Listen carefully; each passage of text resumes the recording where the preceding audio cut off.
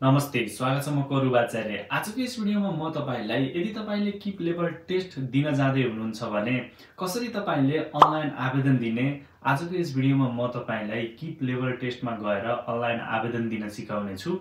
त्यो पनि म आफैले अप्लाई गरेको कुरालाई त्यस भिडियोमा भोइस ओभर गरेर लाइभ मैले जे गरेको थिएँ सो कुरालाई एक्सप्लेन गर्दाखेरि भिडियो अलिकति लामो भएको छ। सोचे भन्दा भिडियो अलि धेरै नै लामो छ, किनभने मैले त्यहाँ भएको प्रत्येक कुरालाई एक्सप्लेन गर्दाखेरि अलिकति लामो भएको हो। तपाईले ए टु जेड कुरा यस भिडियोबाट सिक्न सक्नुहुन्छ। यानि कि जुन सिन्चङ गर्ने डेट आउँछ, आइसकेपछि तपाईले कसरी आफू प्रिपेयर हुने र कसरी चाहिँ इजी तरिकाले भर्ने, यस भिडियोले तपाईलाई धेरै हेल्प गर्नेछ। कस्तो लाग्छ भिडियो? जस्तो लाग्छ त्यस्तै सल्लाह सुझाव प्रतिक्रिया अवश्य पनि दिनु होला।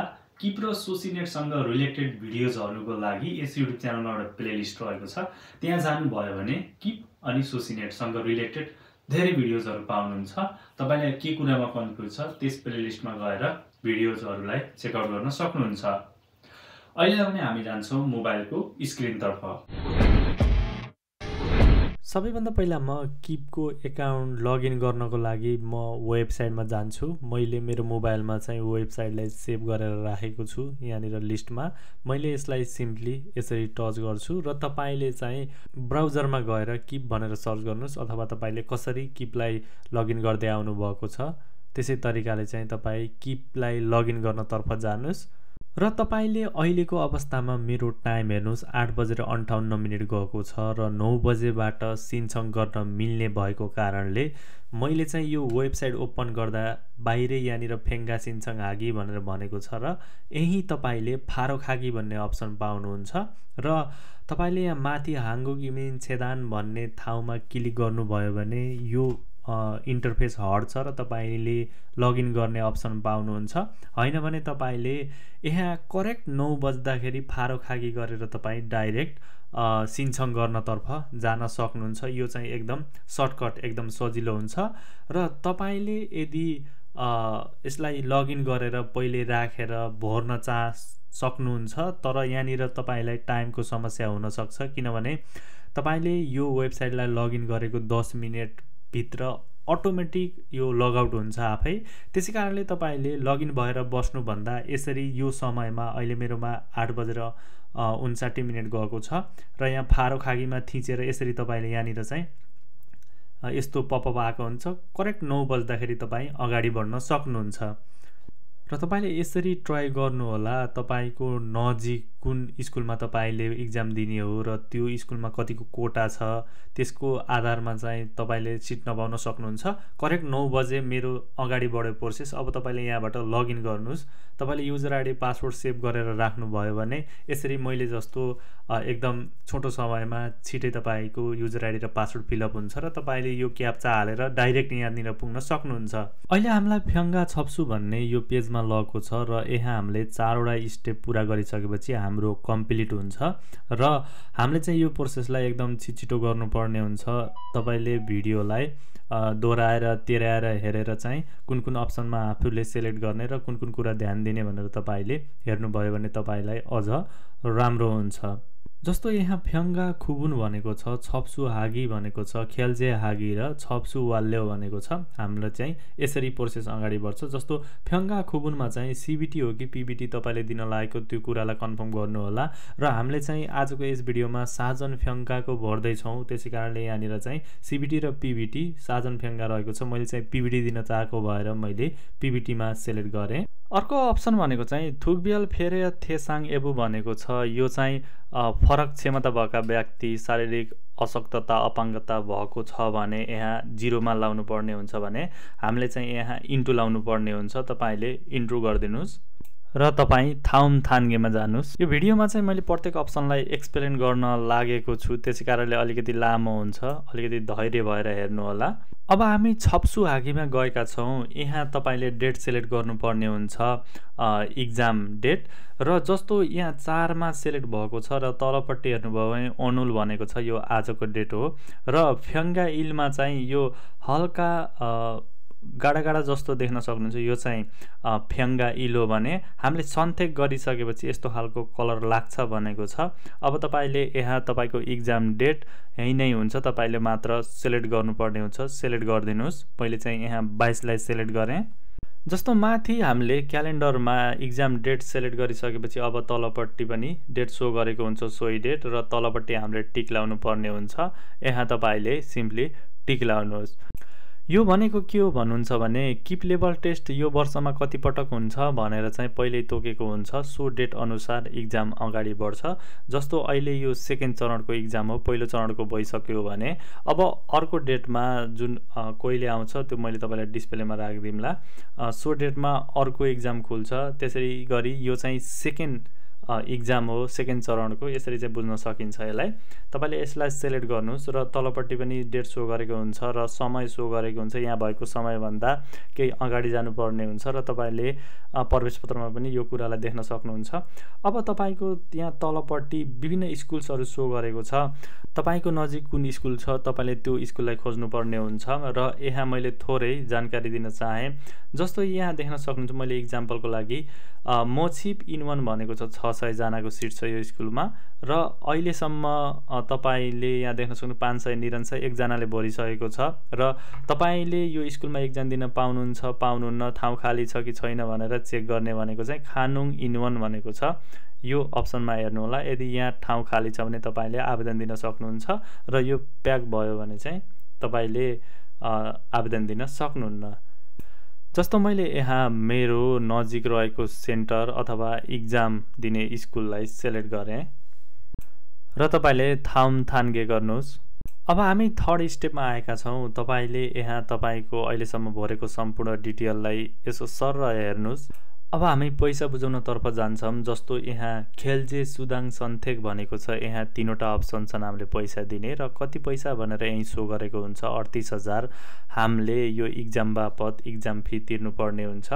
जस्तो यहाँ 3वटा अप्सन रहेका छन् खासाङ खेजुवा, सिलसिगान खेजुवा इछे र सिन्योङ खाडु भनेर भनेको छ। यसमध्ये हामीलाई सबैभन्दा सजिलो भनेको चाहिँ खासाङ खेजुवा हो। जस्तो मैले यसको बारेमा पनि भन्छु, हामीले चाहिँ अनलाइन आवेदन छिटो दिनुपर्ने हुन्छ। त्यसकारणले तपाईले सिन्योङ खाडु सिलेक्ट गर्नुभयो भने कार्डको थ्रु तपाईँ पेमेन्ट गर्न जानुपर्ने हुन्छ, विभिन्न डिटेल भर्नुपर्ने हुन्छ, अप्ठ्यारो छ।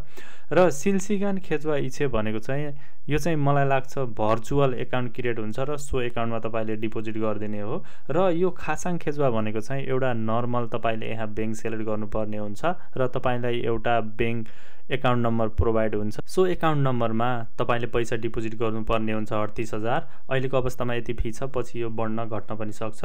र यहाँ पैसा बुझाउने मामलामा कस्तो हुन्छ, तपाईलाई एउटा एकाउन्ट दिन्छ, तपाईले त्यसको स्क्रिनशट गरेर अथवा तपाईले पछि पनि किपको एकाउन्टलाई लगइन गरेर सो एकाउन्टलाई हेर्न सक्नुहुन्छ र पछि पैसा ट्रान्सफर गरिदिन सक्नुहुन्छ। जस्तो यहाँ तपाईले यदि अर्को दिन 23:49 सम्म पनि तपाईले पैसा बुझाउनु भएन भने यो अटोमेटिक क्यान्सल हुन्छ भनेको छ।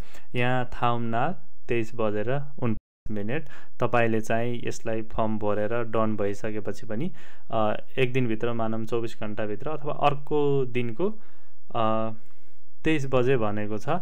तपाईले त्यतिखेरसम्म अब तपाईले कति बजे भर्नुहुन्छ त्यसको मा भर पर्छ कति समय भन्ने कुरा, र तपाईले यसरी चाहिँ पेमेन्ट गर्न सक्नुहुन्छ। जस्तो अब हामीले यहाँनिर खासाङ खेजुवा सिलेक्ट गर्छौँ र तपाईले पैसा बुझाइसकेपछि कारणवश इक्जाम दिन जान सक्नु भएन भने तपाईले पैसालाई रिटर्न गर्न सक्नुहुन्छ। कति समयभित्र तपाईले रिटर्न गर्न सक्नुहुन्छ भनेर बुझ्न चाहनुहुन्छ भने मैले भिडियो स्पेशल बनाएको छु। तपाईले सो भिडियोलाई यसै भिडियोको डिस्क्रिप्सनमा पनि लिङ्क पाउनुहुन्छ अथवा प्लेलिस्ट हेर्नुभयो भने त्यहाँ त्यो लगायत अन्य विभिन्न भिडियोजहरू पनि हेर्न सक्नुहुन्छ। जस्तो अब तपाईले यहाँ तलपट्टि यो अप्सनमा टिक लाउनुहोस् र तपाईले खेल्ज्यागी गर्नुहोस्। अब तपाईले यी 3वटा बक्सलाई चेक लाउनु पर्ने हुन्छ। तपाईले छन्जे थोङ्गी गरेर सबैलाई टिक लाउन पनि सक्नुहुन्छ, एक एक गरेर टिक लाउन पनि सक्नुहुन्छ। र अब तपाईले बैंक सिलेक्ट गर्नुपर्ने हुन्छ। तलपट्टि बैंक देखाएको छ र तपाईसँग कुनै न कुनै बैंक त हुन्छ कोरियाको, र तपाईलाई यहाँ सो गरेको छैन भने थप अघि गर्नुहोस्। यहाँनिर विभिन्न बैंकहरू रहेको छ र सकभर तपाईसँग जुन बैंकको खाता छ सो खातालाई यहाँ राख्नु होला, अझ राम्रो हुन्छ। यदि तपाईले अरू कुनै पनि यहाँ भएको बैंकलाई सिलेक्ट गर्न पनि सक्नुहुन्छ, तर आफूसँग भएको भयो भने अझ बेटर हुन्छ, राम्रो हुन्छ। अब मैले यहाँ एनएस बैंकलाई सिलेक्ट गर्छु, मेरो एनएस बैंकमा खाता भएको कारणले गर्दाखेरि। र तपाईले यहाँ देख्न सक्नुहुन्छ तपाईले पैसा डिपोजिट गरिसक्नुपर्ने डेट आज मैले 4 तारिकमा यो अप्लाई गर्दैछु भने 5 तारिक 23:59 जाँदासम्म मैले डिपोजिट गर्नुपर्छ भनेको छ।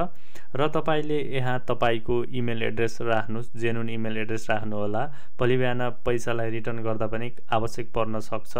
र तपाईको इक्जामको बारेमा इन्फर्मेसन नोटिसहरू पनि आउने मेल भएको कारणले गर्दाखेरि जेन्युन मेल राख्नु होला। मेल राखेर तपाईले थाम गर्नुहोस्। अब यहाँ देख्न सक्नुहुन्छ छप्सु वाल्यो भनेको छ, हाम्रो चाहिँ यो छप्सु भएको छ।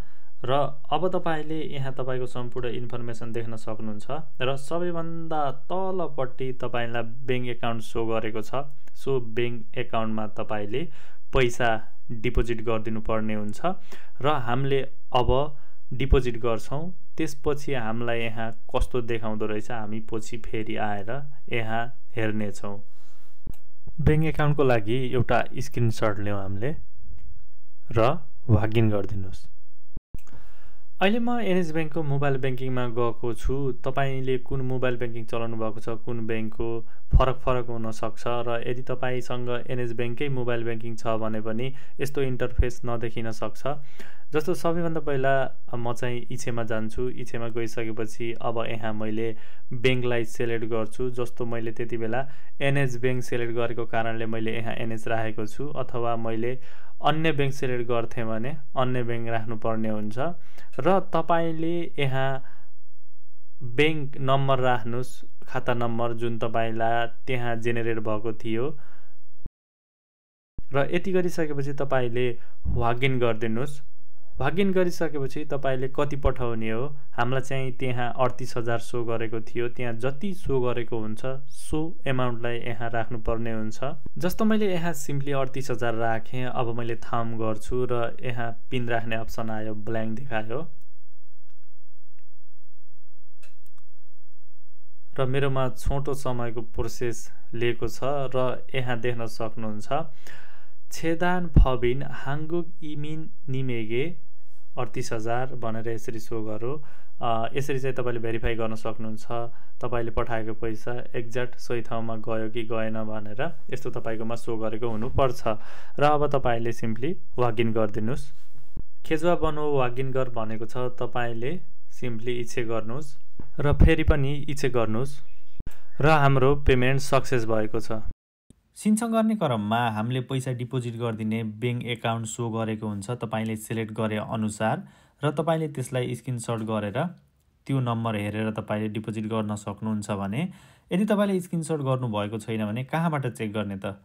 चेक गर्नको लागि छप्सु लगिन भन्ने छ। यो जुन होम पेजमा गएपछि तपाईले यो अप्सन पाउनुहुन्छ, यहाँ जानुस् र यहाँ यस्तो खालको इन्टरफेस सो गर्छ। यो चाहिँ तपाईले दर्ता गरेको अथवा सिन्चन गरेको यो हिस्टोरी हो। र तपाईले त्यो चेक गर्नको लागि यहाँनिर यो डेटमा छ, तपाईले ट्याप गर्नुभयो भने यहाँ तपाईको सम्पूर्ण इन्फर्मेसनहरु सो गर्छ।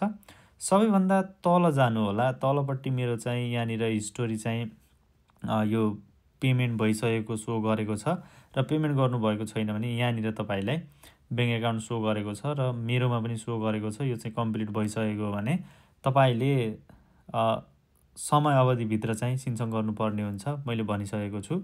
यहाँबाट तपाईले पूर्ण बैंक एकाउन्ट तपाईले स्क्रिनशट गर्न भुल्नु भएको छ भने यहाँबाट हेर्न सक्नुहुन्छ।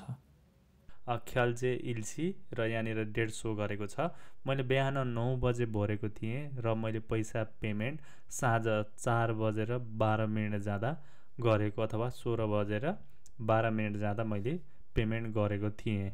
वेल गाइज, म आफैले किप लेभल टेस्टको लागि सिन्चन गर्दाखेरि गरेको कुरालाई म तपाईलाई सम्पूर्ण कुरा एक्सप्लेन गरेर देखाएँ। र तपाईले पनि यदि किप लेभल टेस्ट दिने सोचमा हुनुहुन्छ र सिन्चन गर्छु भन्नुहुन्छ भने जुन डेट आउँछ त्यो डेटमा चाहिँ तपाईँ 9 बजे यसरी तयार भएर मैले भनेका सम्पूर्ण कुराहरूलाई एकदम याद गरेर बस्नुभयो भने तपाईँको वरिपरि रहेको अथवा तपाईँले दिन चाहेको सेन्टरमा कोटा कम भए पनि तपाईँले छिटो र छरिटो अप्लाई गर्न सक्नुहुन्छ भन्ने आशा बोकेको छु।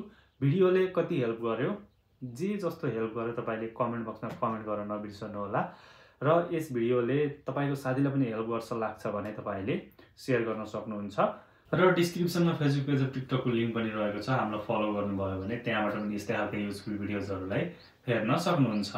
अब भने म छुट्टिन्छु। नमस्ते।